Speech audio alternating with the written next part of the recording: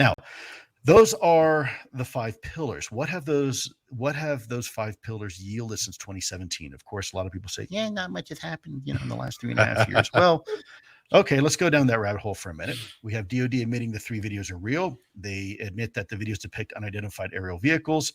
The Department of Navy creates a UAP reporting policy and guidelines and actual reporting guidelines and policies that get promulgated. DoD establishes an official UAP task force under the Deputy Secretary of Defense directly.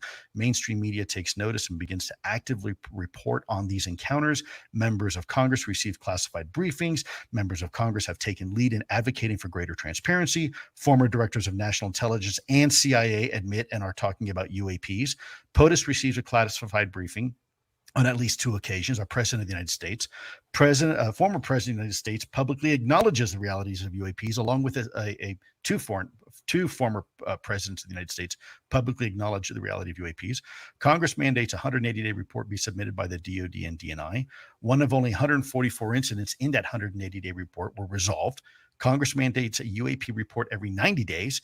Japan requests a bilateral information sharing agreement with the U.S. China introduces the 5 Continents Initiative, and one of the largest IC collaborative virtual environments is created to analyze UAP data. Now, that's just since 2017. I would argue that probably more has been done in the last 3.5 years than in the last 3 decades. Yep. Now, by the way, when I say that, I'm not taking credit for it. A lot of people were part of this, okay? But that's yesterday. What about today? Well, here's what's going on today, folks. Senior academics in the U.S. are involved in the serious study of UAP phenomenon.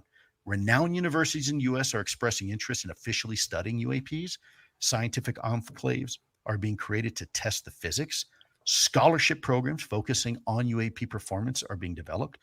Defense Intelligence University at DIA and the National Intelligence University are accepting theses on UAPs. That's remarkable that you have actually these academic institutions in our national security apparatus now accepting theses on UAPs.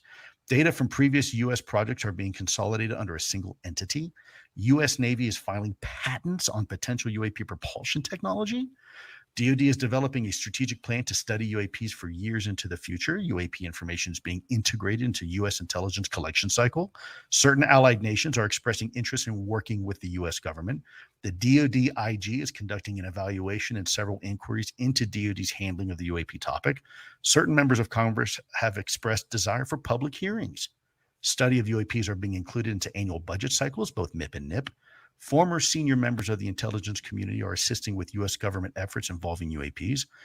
Office of Director of National Intelligence, Office of the Secretary of Defense, Navy, Spacecom, NORAD, and other elements of the IC are actively working UAP issues and planning for state, local, and tribal authorities to integrate UAP data is underway. That is all what's happening right now behind the scenes as we speak. So if it wasn't enough, the last slide to talk about what's happened in the last 3.5 years, here's what's going on right now.